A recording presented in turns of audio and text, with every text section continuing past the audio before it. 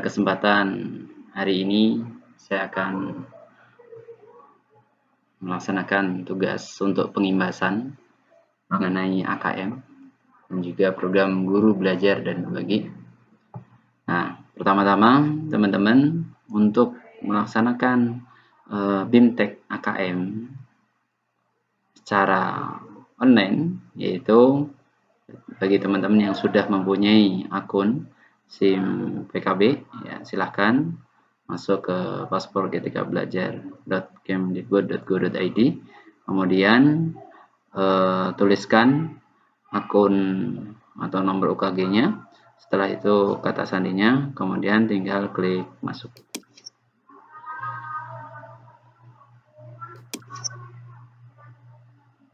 Oke, nah ini ketika sudah nyampe sini, yang perlu diperhatikan namanya sudah benar, kemudian kita akan masuk ke asesmen kompetensi.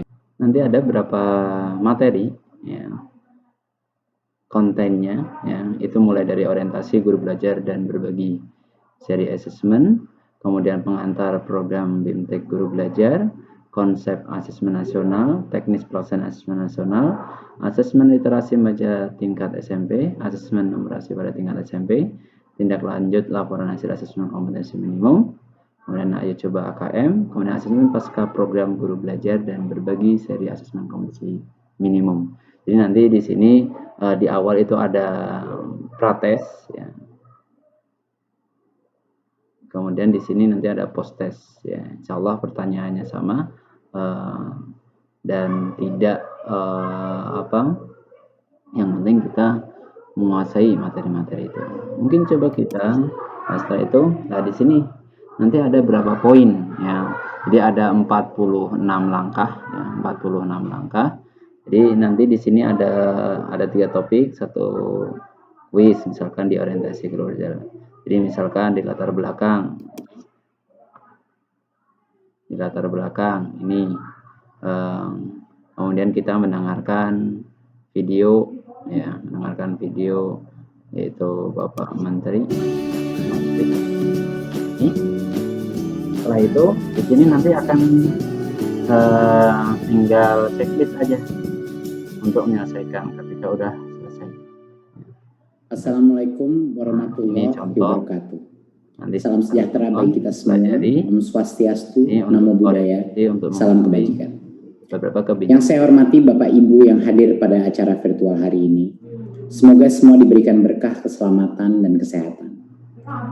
Peningkatan sistem evaluasi pendidikan adalah bagian dari kebijakan Merdeka Belajar. Itu mungkin setelah itu, setelah orientasi, ada 3 topik, mulai dari latar belakang kebijakan asesmen, apa pentingnya asesmen nasional, sebenarnya tinggal klik, kita pelajari kecakapan hidup abad 21 dan semua kita pelajari, kemudian profil pelajar Pancasila, itu mulai dari beriman, bertakwa kepada Tuhan Yang Maha Esa dan berakhlak mulia, mandiri, bernalar kritis, kreatif, bergotong royong, dan berkebinekaan global, ya. Kemudian ada kompetensi siswa, jadi kecakapan hidup abad 21. Kemudian profil pelajar Pancasila. Nah, ini jadi kompetensi siswa di asesmen nasional ini. Kemudian ketika sudah melajari, klik selesai di sini. Nanti langsung masuk ke topik berikutnya. Nah, di sini refleksinya. Jadi nanti di sini ditulis, ya, refleksinya, misalkan nanti diklik start quiz, kemudian tulis apa refleksi teman-teman ketika nanti setelah orientasi. Kemudian selanjutnya adalah tentang pengantar program BIMTEK guru belajar dan berbagi seri asesmen kompetensi. Nah, tinggal klik aja di sini. Nah, ini ada selamat datang, karena tadi udah orientasinya. Kemudian yang perlu diketahui pada program ini, kita akan belajar mengenai konsep asesmen nasional untuk peningkatan kualitas pembelajaran. Jadi bukan kualitas per individu, beda dengan ujian nasional. Kemudian ada teknis pelaksanaan asesmen nasional, ada butir soal asesmen literasi membaca tingkat SMA, kemudian numerasi tingkat SMA, kemudian tindak lanjut laporan hasil asesmen kompetensi minimum. Ini nanti kita akan belajar seperti itu. Kemudian mengalih ke asesmen program BIMTEK Guru belajar seri asesmen kompetensi minimum, gitu. Nanti kita disediakan kuis ya. Asesmen program BIMTEK Guru belajar seri AKM tingkat SMP. Itu nanti ketika ini sudah dipelajari langsung checklist. Nah, di sini nanti mulai dari 1%, 2%, 3%, terus mulai dari 1 langkah, 1/46 langkah, 2/4. Terus ketika kita sudah menyelesaikan tugas-tugas ya, tugas-tugas, maka di sini selanjutnya adalah tentang konsep asesmen nasional. Konsep asesmen nasional. Kalau kita lihat apa sih tujuan ya, tujuan dan manfaat asesmen nasional. Nah, ini asesmen nasional menghasilkan informasi untuk memantau perkembangan mutu dari waktu ke waktu, B. kesenjangan antar bagian di dalam sistem pendidikan. Kemudian asesmen nasional bertujuan untuk menunjukkan apa yang seharusnya menjadi tujuan utama sekolah. Yang ketiga, asesmen nasional juga memberi gambaran tentang karakteristik esensial sebuah sekolah yang efektif yang mencapai tujuan utama tersebut. Nah, ini salah satu manfaat asesmen nasional. Potret kualitas pembelajaran di sekolah, jadi tidak berindividu tapi adalah proses ya, kualitas pembelajaran di sekolah tersebut. Yang kedua adalah umpan balik peningkatan kualitas pembelajaran sekolah. Yang ketiga, dasar untuk penyusunan program peningkatan kualitas pembelajaran sekolah ketika sudah melaksanakan asesmen. Kemudian materi selanjutnya nanti itu adalah evaluasi ujian nasional. Ini pada hakikatnya asesmen nasional itu adalah sebelumnya itu yang kita kenal itu adalah UN. Ya. Jadi pada hakikatnya kalau UN itu adalah butir-butir UN hanya mengukur kemampuan kognitif siswa ya, yang kita rasakan ketika UN. Kemudian yang kedua, UN kurang dapat dengan guru untuk berbagi pembelajaran karena ketika itu guru fokus di beberapa mapel yang diujikan. Jadi diabaikan mapel-mapel yang lain. Ini kurang. Kemudian ketiga, UN kurang optimal sebagai alat untuk mengupdate mutu pendidikan secara nasional.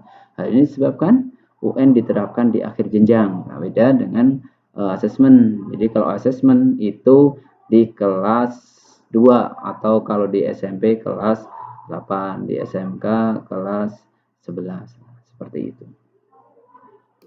Kalau kita bandingkan, ya perbandingan asesmen nasional dengan ujian nasional itu ini.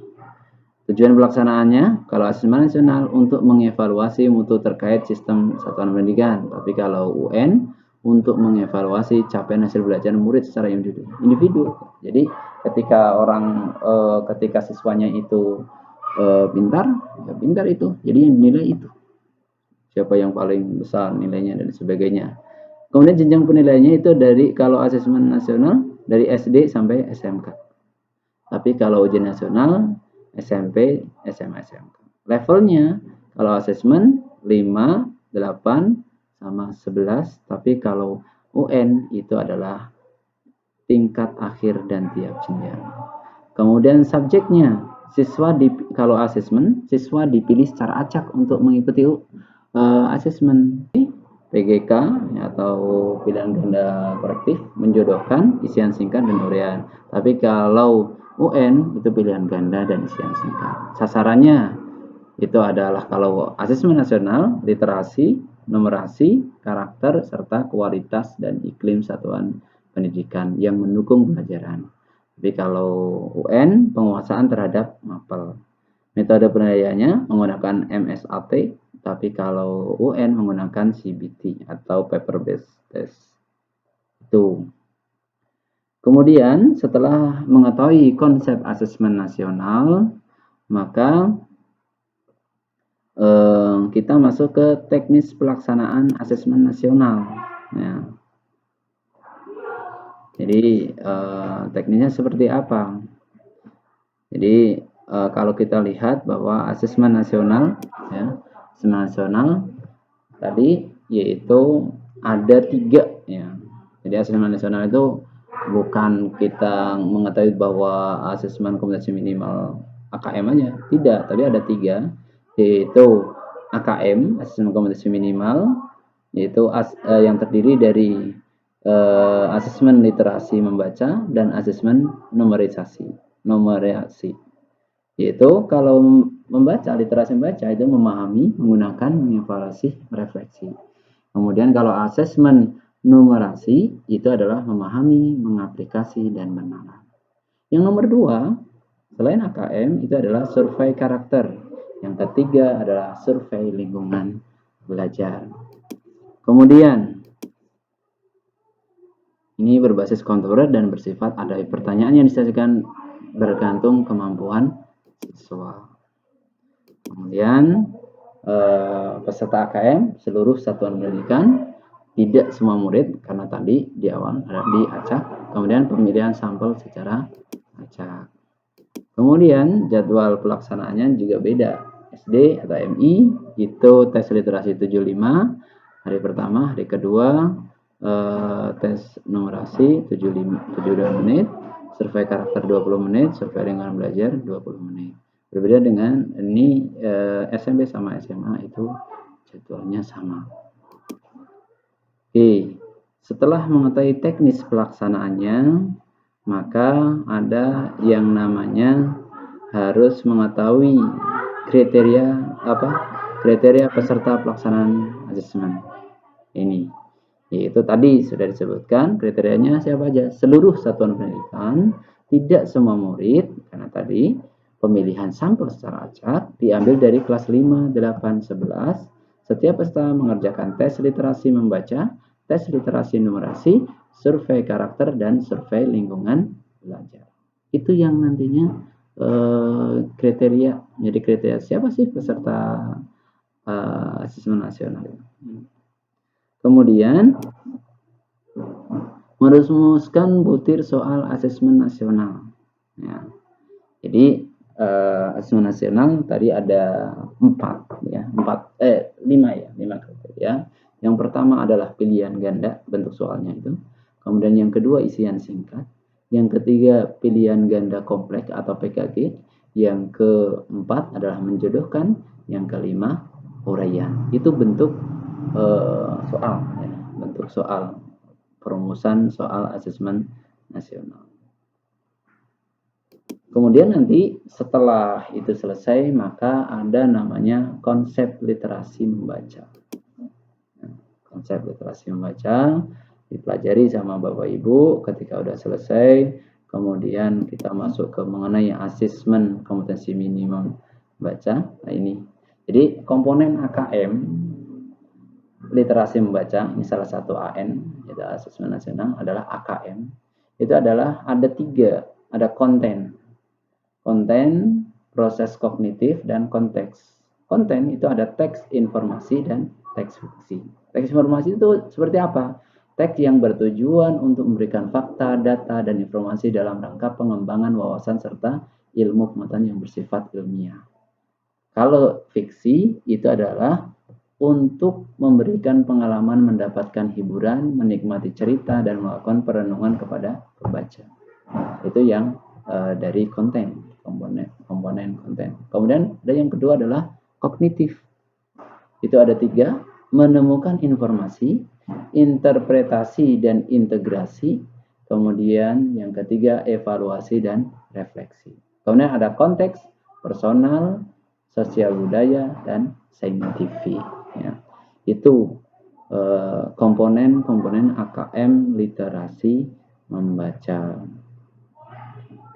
Nah, kalau menganalisis tahap asesmen literasi membaca tingkat SMP, itu nanti Bapak Ibu bisa lihat, ya, bisa lihat di level di alamat ini, yaitu hasil UN www.puspendik.kemdikbud.go.id UKM. Nah, ini contohnya seperti ini.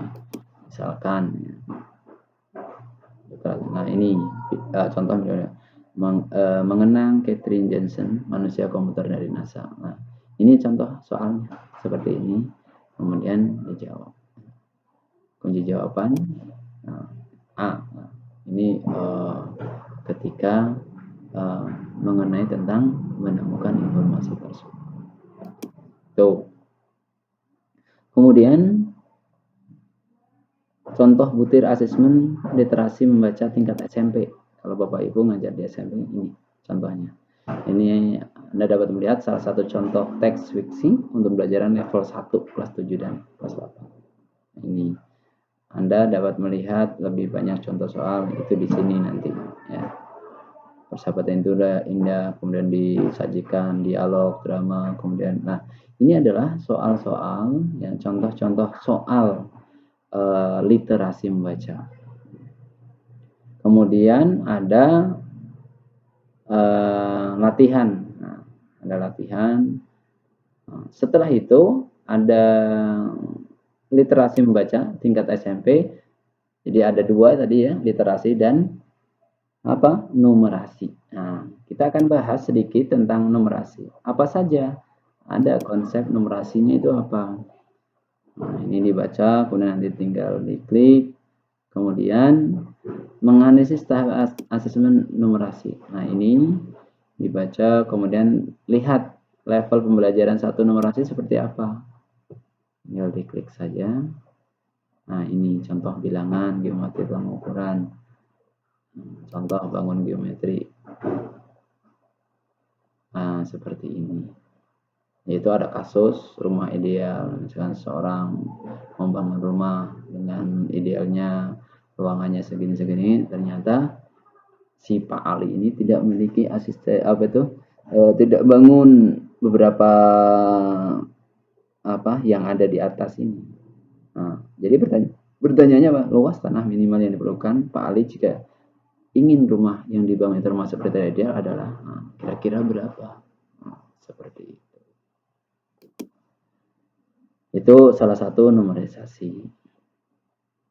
Setelah kita mengenal asesmen numerisasi pada tingkat SMP, kemudian ada yang namanya tindak lanjut laporan hasil asesmen. Nah, ini yang banyak.